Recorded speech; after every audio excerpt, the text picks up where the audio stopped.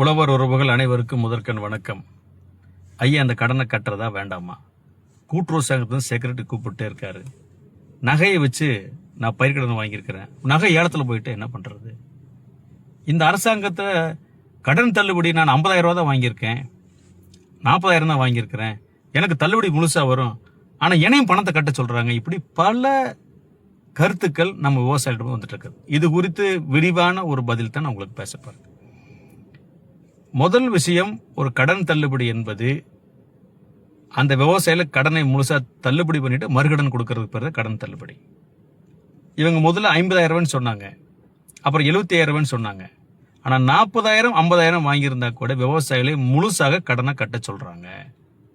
கட்டினதுக்கு அப்புறம் இப்ப அரசாங்கம் பல கண்டிஷன் போட்டிருக்காங்கல்ல, பென்ஷன் வரக்கூடாது, அரசு ஊழியர் இருக்கக்கூடாது, குடும்பத்தில் 2 பேர் கிடையாது, இயக்குனரோட குடும்பத்தில் இருந்தா கிடைக்காது, இப்படி பல வகைகளை பிரிச்சு வச்சிருக்கிறாங்க.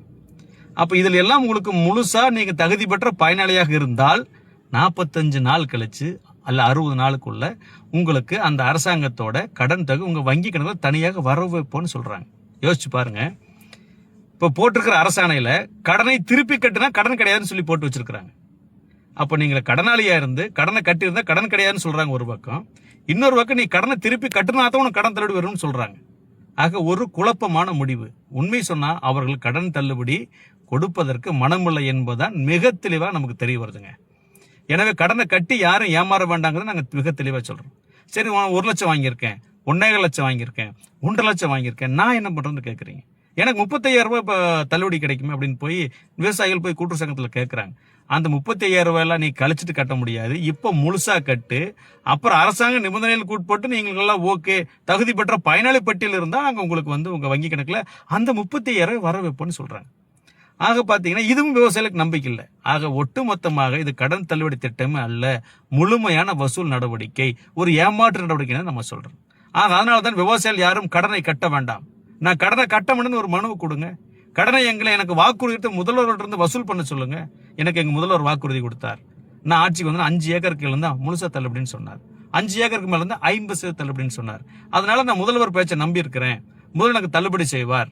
ஏன்னா எனக்கு விவசாயம் லாபமாகவே இல்லை, தொடர்ச்சியா நஷ்டத்திலே இருக்கிறேன், லாபமே தராத பேருக்கு நான் எப்படி கடனை கட்ட முடியும்னு சொல்லுங்க.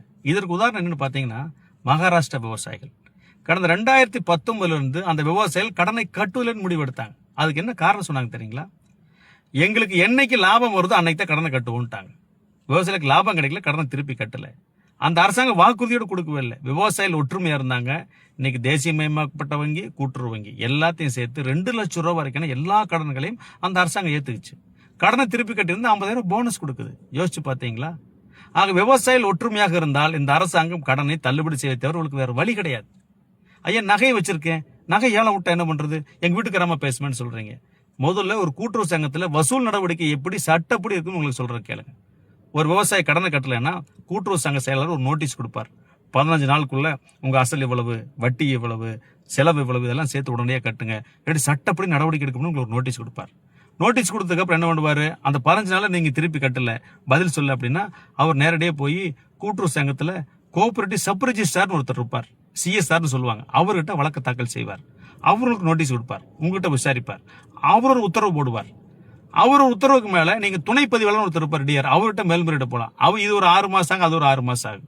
அதுக்கப்புறம் ஜேஆர் இருப்பார் இணைப்பதில், அவர்கிட்ட ஒரு 6 மாசம் ஆகும். இது எல்லாம் முடிச்சதுக்கு அப்புறம் பாத்தீங்கன்னா அடுத்தது மாவட்ட நீதிமன்றத்தில் வழக்கு போடலாம். ஆக 4 அடுக்குகளாக வழக்கு இழுக்கும். நாம் எவ்வளவு தூரம் வேணாலும் நம்ம வழக்கு நடத்தாம இருக்கலாம்.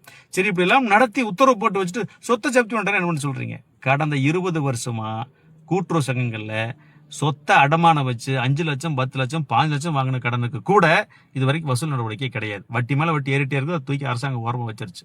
எனவே கூட்டுறவு சங்கத்தை பொறுத்த வரைக்கும் ஜப்தி நடவடிக்கை, வசூல் நடவடிக்கை எடுக்க வேண்டாம்னு அரசாங்கம் ஏற்கனவே வாய்மொழியா உத்தரவு பிறப்பிச்சிருக்கிறாங்க. அவையிலோட ஒரே ஒரு நோக்கம் என்னன்னா, எவ்வளவு தூரம் இந்த கூட்டுறவு சங்க செயலர்களை வச்சு பேசி மிரட்டி அச்சுறுத்தி அபராத வட்டி வந்துடும், அப்படி வந்துடும், உனக்கு நான் மறுகடன் தரேன்னு சொல்லி வசூல் பண்ற வரைக்கும் வசூல் பண்ணுங்க, அப்புறம் மீதி இருக்கிற தொகையை நம்ம பார்த்துக்கலாம், அப்புறம் பேசிக்கலாங்கிற ஏற்பாட்டில் தான் தமிழ்நாடு அரசாங்கமும் கூட்டுறவுத்துறையும் இருந்து கொண்டிருக்கிறது. விவசாயிகளே, மாண்புமிகு தமிழ்நாடு முதல்வர் அவர்கள் நம்மளுக்கு வாக்குறுதி கொடுத்திருக்கிறார், உத்தரவாதம்னு சொல்லியிருக்கிறார். வசூல் நடவடிக்கையில் அரசாங்கம் ஜப்தி நடவடிக்கை, நகை ஏலம் விடுற எந்த நடவடிக்கையும் இது வரைக்கும் 20 வருஷமா அவங்க எடுக்கவும் இல்லை, எடுக்க மாட்டோம்னு சொல்லி வாய்மொழி உத்தரவு கூட்டுறவுத்துறைக்கு போட்டுக்கிறாங்க. நம்ம ஏமாந்து போய் கட்டினா அதுக்கு அவங்க பொறுப்பு இல்லை. கடனை கட்டினா கடன் தள்ளுபடி கிடையாதுன்னு அரசாணை இருக்குது. கடனை கட்டினா தான் தள்ளுபடி கொடுப்பேன்னு சொல்லி அதிகாரிகள் கூட்டு பேசுறாங்க. ஆக இந்த சூழ்நிலையில தமிழ்நாட்டு விவசாயிகள் எல்லோரும் ஒற்றுமையாக இருந்து, நாங்கள் கடந்த ஆண்டு வச்ச பயிர் மூலமே எங்களுக்கு லாபமே வரல, முழுமையா நஷ்டம் ஒரு வரவு செலவு கணக்கை எழுதுங்க, கடனை கட்ட மாட்டோம்னு சொல்லி ஒவ்வொரு கூட்டுறவு சங்கத்தில் இருக்கக்கூடிய விவசாயிகளை ஒன்று சேர்ந்து நீங்களே தன்னெழுச்சியே ஒன்று சேருங்க. அங்க இருக்கிற விவசாயிகள் ஒன்று சேர்த்துங்க, ஒரு மனுவை கொண்டு எல்லாரும் கொடுங்க, கடனை கட்ட மாட்டோம், நீங்க கூப்பிட்டு வசூல் நடவடிக்கையில் எங்களை மிரட்டக்கூடாது, அச்சுறுத்தக்கூடாது, இது அரசாங்கத்தோட உத்தரவு. எனவே முதல்வர் எங்களுக்கு வாக்குறுதி கொடுத்திருக்கார், அவர் எங்கள் கடனை ஏற்றுக்கொள்வார், எனவே அவர் தானே கடனை திருப்பி செலுத்த வேண்டும், வெச்ச பயிரின் நஷ்டம் கஷ்டம் எல்லாம் கடனை திருப்பி செலுத்தணும் ஒரு மனுவை தயாரிச்சு கொடுத்துட்டு கடனை கட்ட மாட்டோம்னு சொல்லி ஒவ்வொரு கூட்டுறவு சங்கத்துக்கு முன்னாடி விவசாயிகள் திரண்டு ஆர்ப்பாட்டம் செய்யுங்க, போராட்டம் செய்யுங்க. முதல்வர் கவனத்துக்கு போகட்டும், ஒவ்வொரு கூட்டுறவு சங்கத்தோட கவனத்துக்கு கொண்டு போகவும். எனவே யாரும் கடனை கட்ட வேண்டாம், கடனை திருப்பி செலுத்த வேண்டாம், கடனை வாங்கி ஒரு கடனை கட்ட வேண்டிய அவசியம் விவசாயிகளுக்கு இல்ல. வெச்ச பயிர் உரம் நஷ்டமானது இதற்கும் கடனை திருப்பி கட்ட வேண்டும். முதல்வரே வாக்குறுதி கொடுத்திருக்கும் போது, கடனை தள்ளுபடி செய்வேன் வாக்குறுதி கொடுத்திருக்கும் போது, அதை உத்தரவாதம் சொல்லியிருக்கும் எதற்காக நம்ம கடனை திருப்பி கட்ட வேண்டும் என்பதை உங்களுக்கு நான் கேள்வியாக கேட்கல. நீங்கள் கட்ட வேண்டாம் என்று உங்களுக்கு பதிலாக தெரிவித்து உறுதியோடு செல்கிறோம். அப்படி அவங்க வசூல் நடவடிக்கையில் வந்தா தமிழக விவசாய பாதுகாப்பு சங்கம் முதல் அனைத்து விவசாய சங்கங்களும் இணைந்து உங்களோடு நின்று வசூல் நடவடிக்கைகளை தடுப்போம், உறுதியோடு போராடுவோம். யாரும் கடனை கட்ட வேண்டாம், கடனை கட்டாமல் உறுதியாக ஒற்றுமையாக நின்று நாம் கடன் தள்ளுபடி பெறுவோம் என்பதை தமிழக விவசாய பாதுகாப்பு சங்கத்தின் சார்பில், ஒட்டுமொத்த கூட்டுறவு விவசாயிகளின் சார்பில், பயிர்க்கடன் தள்ளுபடி திட்டத்தால் பாதிக்கப்பட்ட விவசாயிகளின் சார்பில், அனைத்து விவசாய சங்கங்களின் சார்பில் உங்களை நான் அன்போடு தெரிவித்துக் கொள்கிறேன். நன்றி, வணக்கம்.